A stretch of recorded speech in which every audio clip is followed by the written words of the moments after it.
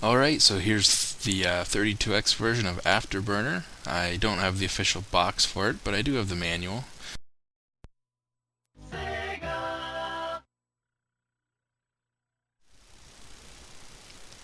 you can see, the original copyright date, 1987.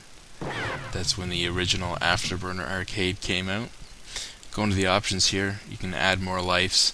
You'll also notice that all 6 buttons are used in this game. It does take advantage of the 6-button controller if you have it. Starting off here. I haven't played the arcade, I'll be honest with you. I've never played the arcade, so I'm not sure how close this is to the arcade. I've heard people say this is the best version up to the time. There may have been better versions since then for the Saturn, I don't know exactly. But for the time, this was like the best version of the arcade, which is funny because, you know, the arcade came out in 1987. It's kind of funny when you think that it took to the mid-90s to, you know, have a home version that equals what the arcade was doing in 1987. But as you can see, lots of scaling, lots and lots of scaling, and high speed. You know, I'm going to admit I'm not very good at this game. That's why this video is a little bit shorter if you haven't noticed already. And, you know, I was hesitant on even doing this because, you know, I didn't think I was going to like the game. I started to like it, but it is hard. I find it hard anyways. Taking advantage of the 6-button controller, the extra 3 buttons are your speed control. So you have like a low, medium, and a high, or your afterburners. And this comes in handy. Sometimes you can outrun missiles coming up behind you or enemies coming up behind you. And sometimes you might want to slow down to maneuver better and not hit things.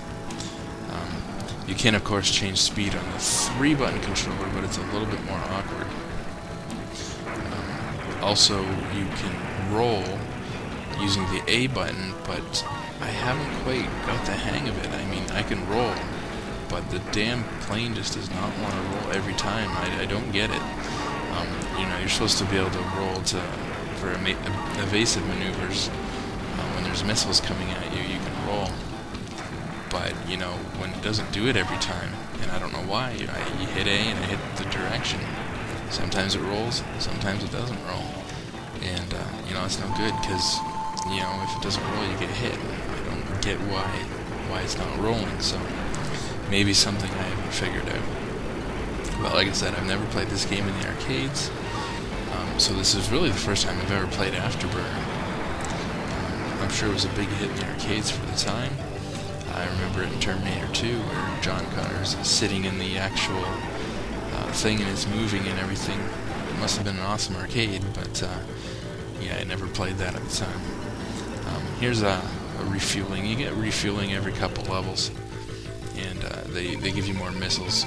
You have a lot of missiles in this game, and that's the first thing that threw me off. Is, you know, I'm thinking, oh, I've got to be conservative with my missiles, but you start off with 50 missiles just for like the first few stages, and so basically you're always using the missiles.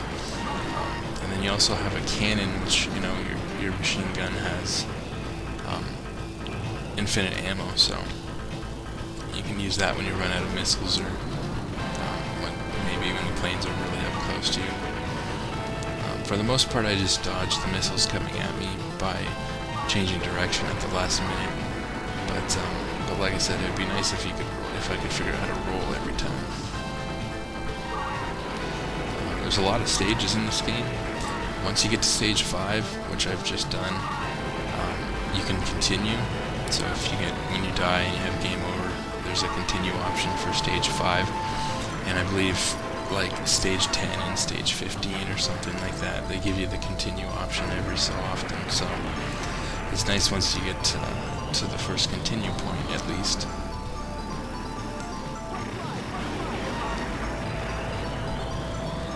I believe this game, obviously it was developed by Sega and 2 originally, and then, you know, ported to different systems. And I believe, don't quote me on this, but I believe the 32X version was not published by Sega.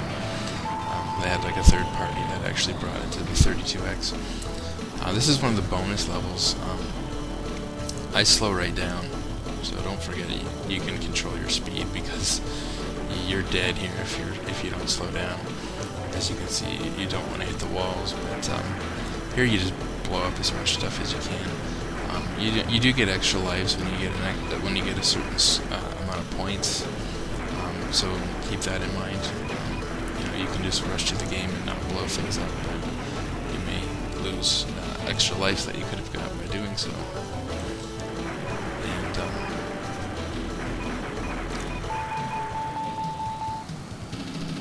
And once again, getting your weapons reloaded every few levels.